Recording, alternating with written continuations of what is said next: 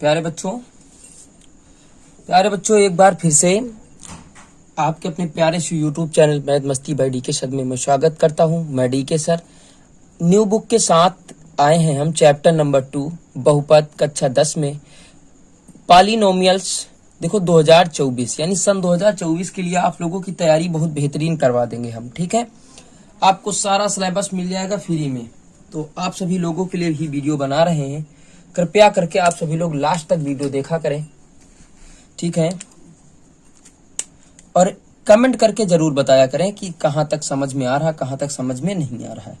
आज दूसरा चैप्टर हम लोग चल रहे हैं और पूरी डिटेल आपको हम बताने जा रहे हैं। ठीक है, बहुपद किसे कहते हैं। पहला क्वेश्चन तो यही होता है कि बहुपद किसे कहते हैं। तो आपको मैं बता दूं कि बहुपद किसे कहते हैं। ये एक बेसिक वीडियो है। ठीक है, बहुपद किसे कहते हैं। तो ऐसा फलन जिसमें अनेक पद होते हैं, अनेक पद होते हैं, ऐसा फलन जिसमें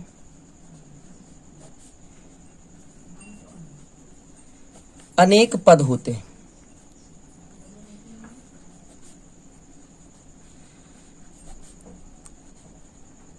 बहुपद कहलाता है। जैसे अगर बात करें तो जैसे लिखा जाता है ax square plus bx plus C comma 2x plus 5। ठीक है, ये बहुपद होते डॉट डॉट डॉट। ठीक है, अब बात करते हैं बहुपद। देखो एक पदी बहुपद होता है जिसमें एक पद होते, दो पदी जिसमें दो पद होते, जिसमें तीन पदी चतुर्थ है ना, चार पदी। फिर उसके बाद आता है घात के आधारों पे बहुपद, एक घातीय बहुपद। तो ऐसा बहुपद जिसमें एक घात लगी हो। द्विघातीय बहुपद, ऐसा देखो एक घात के बहुपद को ही रैखिक बहुपद कहते हैं। इसे रैखिक बहुपद भी कह सकते हैं। ठीक है, दो घातीय बहुपद यानी इसे दो घातीय बहुपद कह सकते हैं, दो घात लगी है।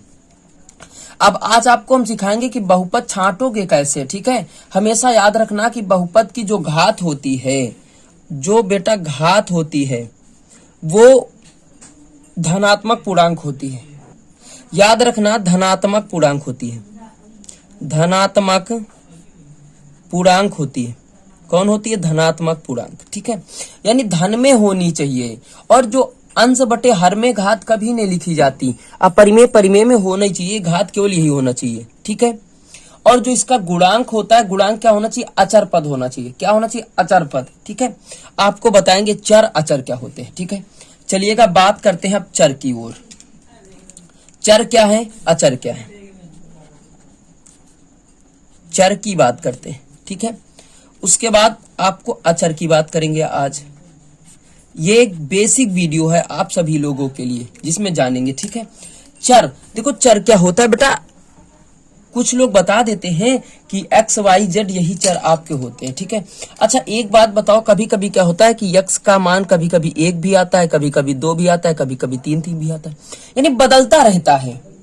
ये क्या होता है? x का मान क्या होता है बेटा? बदलता रहता है। बदल रहा कि नहीं बदल रहा? x बराबर 5 आ जाता है, 6 आ जाता है, बदलता रहता है। तो चर वह राशि है जिसका मान बदलता रहता है। ठीक है, ऐसे ही बोल सकते हैं। चर में क्या लिखेंगे? जिसका मान बदलता रहता है चर कहलाता है। ठीक है, जिसका मान बदलता रहता है वो चर कहलाता है। जिसका मान बदलता रहता है चर कहलाता है। जैसे ABCD कामा XY कामा Z ये दिख। ठीक है, X कामा Y कामा Z ये हो गया। बात करते हैं अचर की। तो अचर में क्या होता है? 5 एक निश्चित मान, इसका बदलता रहता है लेकिन इसका मान निश्चित होता है। जिसका मान निश्चित होता है, ठीक है, जिसका मान क्या होता है? निश्चित होता है। 5 है तो 5 ही रहेगा, निश्चित होता है। ठीक, जिसका मान निश्चित होता है। जैसे आपकी जो गिनतियां होती हैं, क्या होती है? गिनतियां 1 कामा 2 कामा 3 ये निश्चित है, चाहे जितनी तक चले जाओ, अनंत तक चले जाओ, कोई बात नहीं। ठीक है, ये अचर राशियां होती हैं। बात क्लियर हो गई? चर अचर। अब चलिएगा इसमें करते क्या है कि आपको सारा डिटेल देंगे। एक मूल समीकरण होता है, मूल समीकरण होता है, मूल समीकरण। ठीक है, मूल समीकरण होता है, इसे शून्यक भी बोलते हैं, मूल को शून्यक भी बोलते हैं। यह चीज याद रखना, शून्यक बोलो या मूल बोलो, दोनों का मतलब एक ही होता है। ठीक है, मूल समीकरण आपका होता है A X square plus B X plus C. ठीक है, अब इसमें आपसे पूछेगा कि शून्यकों का योगफल या मूलों का योगफल, दोनों का शब्द यानी अर्थ एक ही होता है, चाहे शून्यक का बोलो चाहे मूलों का बोलो बेटा। ठीक है, और इसके जो मूल होते हैं यानी शून्यक बोलो या मूल बोलो, शून्यक 2 घात का है तो अल्फा कामा बीटा होंगे, अगर 3 घात का होगा तो अल्फा कामा बीटा कामा गामा हो जाएंगे। ठीक है, अब क्या लिखेंगे, शून्यकों का योगफल, शून्यकों का योगफल, शून्यकों का योगफल, शून्यकों का योगफल क्या होगा, देखो शून्यकों का योगफल अल्फा प्लस बीटा, 2 ही शून्यक थे ना, अल्फा प्लस बीटा होता है माइनस एक्स का गुणांक, माइनस एक्स का गुणांक बटे एक्स स्क्वायर का गुणांक, एक्स स्क्वायर का गुणांक ये होता है। ठीक है, अब बात करते देखो माइनस एक्स का गुणांक कितना है, बी, माइनस बी हो जाएगा, एक्स स्क्वायर गुणांक कितना ए, तो यहां लिख लेंगे मूलों का योग, बात वही है, मूलों का योगफल, चाहे मूलो बोलो चाहे शून्यक बोलो, बात वही, अल्फा प्लस बीटा, ये भी होता है अल्फा प्लस बीटा ही के बराबर होता है। ठीक है, तो माइनस बी अपान ए, ये सूत्र आपको याद करने हैं, चाहे शून्यकों का योगफल बोलो चाहे मूलों का योगफल बोलो, दोनों बराबर हैं, माइनस एक्स का गुणांक बटे एक्स स्क्वायर का गुणांक, या बोल सकते हैं माइनस बी अपान ए, मूलों का योगफल होता है। ठीक है, अब बात करते हैं मूलों के गुणनफल की, यहां लिखेंगे शून्यकों का गुणनफल, शून्यकों, ये भी अल्फा प्लस बीटा ही बराबर होता है। ठीक है, ये याद रखना आप लोग, ओके, दोनों एक ही सूत्र हैं, मूलों का गुणनफल, गुणनफल अल्फा इंटू बीटा बराबर क्या होता है, अचर पद, अचर पद बटे एक्स स्क्वायर का गुणांक, अचर पद आपका ये होता है एक्स स्क्वायर का गुणांक। ठीक है, अचर पद कितना है, सी आपके पास, एक्स स्क्वायर का गुणांक कितना है, ए है आपके पास। ठीक है, अब ये दोनों बराबर हैं, चाहे मूलो लिखो चाहे शून्यको लिखो, बात वही है, मूलों का गुणनफल, मूलों का गुणनफल अल्फा प्लस बीटा बराबर कितना होगा, सी अपान ए। क्लियर हो गई बात, कोई दिक्कत हो तो बता सकते हैं आप लोग। ठीक है, अब कभी कभी देखो आपको सबसे पहले तो सूत्र आना अति आवश्यक है, कभी कभी पूछेगा इस सूत्र से, देखो कभी कभी एक सवाल मिलेगा कि alpha plus beta minus alpha beta का मान बताओ, इसका मान पूछेगा। ठीक है, कभी कभी दूसरे नंबर पे पूछेगा कि alpha square plus beta square का मान बताओ। ठीक, कभी कभी क्या पूछेगा कि alpha cube plus beta cube का मान बताओ, बीटा क्यूब, तो इन सारे के जो मान पूछेगा ये आपको निकालना है। कभी कभी 4 नंबर पे अगर पूछेगा कि अल्फा अपान बीटा प्लस बीटा अपान अल्फा, इसका मान बताओ। ठीक है, तो सारे के मान हम लोग निकालेंगे, और कैसे निकालेंगे आपको हम बता रहे हैं। ठीक है, थोड़ा सा त्रिघात बहुपद को दूसरे पृष्ठ पे देखेंगे, पहले इसको देख लीजिएगा। देखो अल्फा प्लस बीटा का मान समीकरण ये दिया है, अगर तो अल्फा प्लस बीटा का मान यहां से प्राप्त करेंगे, अल्फा इंटू बीटा का मान यहां प्राप्त करेंगे। अब जब से alpha square plus beta square का मान आपको निकालना है, तो प्यारे बच्चों आपने पढ़ा क्या था, एक सूत्र पढ़ा था, कौन सा सूत्र पढ़ा था, अल्फा प्लस बीटा यानी ए प्लस बी का होल स्क्वायर बराबर क्या पढ़ा था, alpha square plus beta square plus 2 alpha beta. मान किसका चाहिए, इतने का चाहिए, इनको पक्षांतर कर दो, तो अल्फा प्लस बीटा का होल स्क्वायर माइनस का आ जाएगा 2 अल्फा बीटा बराबर हो जाएगा alpha square plus beta square. तो ये देखो इसका मान आ गया ना, यहां मान रखेंगे यहां मान रखेंगे। क्यूब रखा है तो क्यूब का भी सूत्र एक आता है, इसका सूत्र क्या होता है, alpha plus beta alpha square plus beta square minus alpha beta, ये आता है ना। देखो इनका मान तो ये मिल जाएगा और इसका मान ये मिल ही जाएगा। ठीक है, इसका क्या करेंगे, इसका हो जाता है अल्फा स्क्वायर, इसका हो जाता है beta square upon alpha beta, तो यहां से इसका मान ये प्राप्त कर लेंगे, अल्फा बीटा का मान यहां से निकाल ही लेंगे। बात समझ में आ गई ना, कोई दिक्कत। अब त्रिघात बहुपद की बात करते हैं, 3 घातों वाला। ये जो था ये द्विघातीय बहुपद है, द्विघात बहुपद है। ठीक है, अब त्रिघात बहुपद की बात करते हैं। ओके प्यारे बच्चों, एक चीज देख लीजिएगा कि अगर दो घात बहुपद बनाना है तो आप क्या करेंगे। देखो, दो घात बहुपद बनाने का सूत्र यही होता है, ध्यान से समझेंगे, ठीक है। बनाने का सूत्र यही होता है कि x square minus alpha plus beta x और प्लस अल्फा बीटा बराबर 0, ये आपका सूत्र होता है, ठीक है।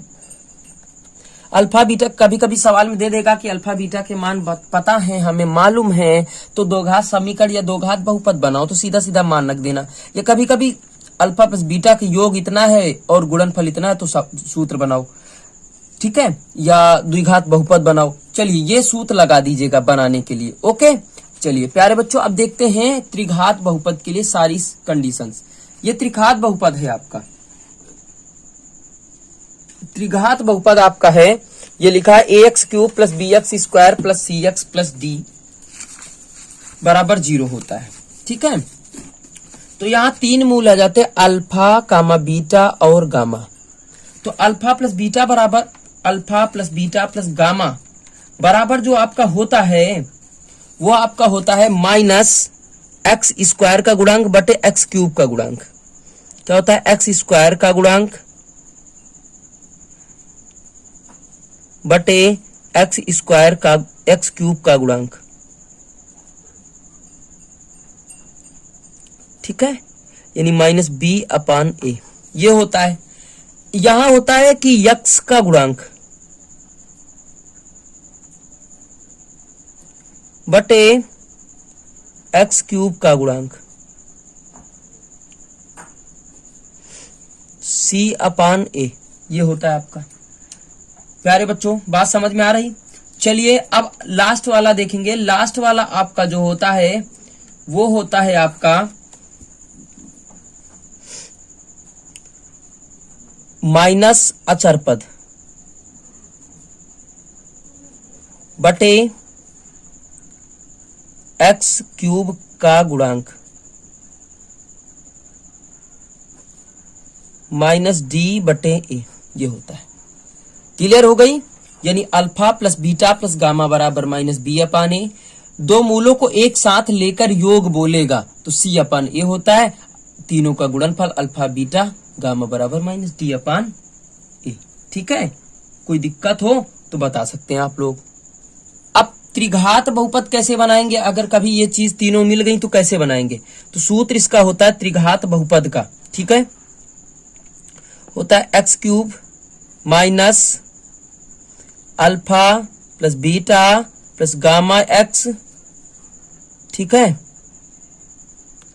Square plus alpha beta beta gamma gamma alpha into x minus alpha beta gamma बराबर 0। ये आपका त्रिघात बहुपद बनाने का सूत्र है। एक सवाल या दो सवाल आपको मिल सकता है प्यारे बच्चों, इससे ज्यादा और आपके चैप्टर नंबर 2 यानी बहुपद में नहीं पूछा जाएगा, ठीक है। कल जो अगली क्लास होगी यानी कल की जो क्लास होगी उसमें आपको हम बताएंगे प्रश्नावली, पहली प्रश्नावली लेके आएंगे। तो प्यारे बच्चों सारे सूत्र नोट कर लीजिएगा, इतने सूत्र हैं, बाकी कोई सूत्र नहीं है। नोट कर लीजिएगा, अच्छे से स्क्रीनशॉट ले लीजिएगा और वीडियो को स्किप करके अपना पूरा विधिवत नोट कर लें।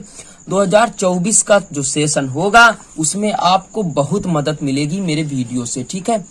पूरा आप नोट करते जाइएगा, पूरा आपको पीडीएफ भी मिल जाएगी। अगर कोई दिक्कत है तो मेरे नंबर पे कॉल कर सकते हैं। नंबर आपके सामने देखो, मैं लिख देता हूँ, कॉल कर सकते हैं, कॉल कर सकते हैं या मैसेज कर सकते हैं 70 860 921। चाहे 9 का क्लास हो चाहे 10 का क्लास हो, सारी क्लासों में आपको अवेलेबल नंबर मिल जाएगा, ठीक है। कोई दिक्कत हो तो बता सकते हैं, बाई डी के सर। ओके, कोई भी दिक्कत हो अगर तो आप कमेंट कर सकते हैं। सभी से जय हिंद।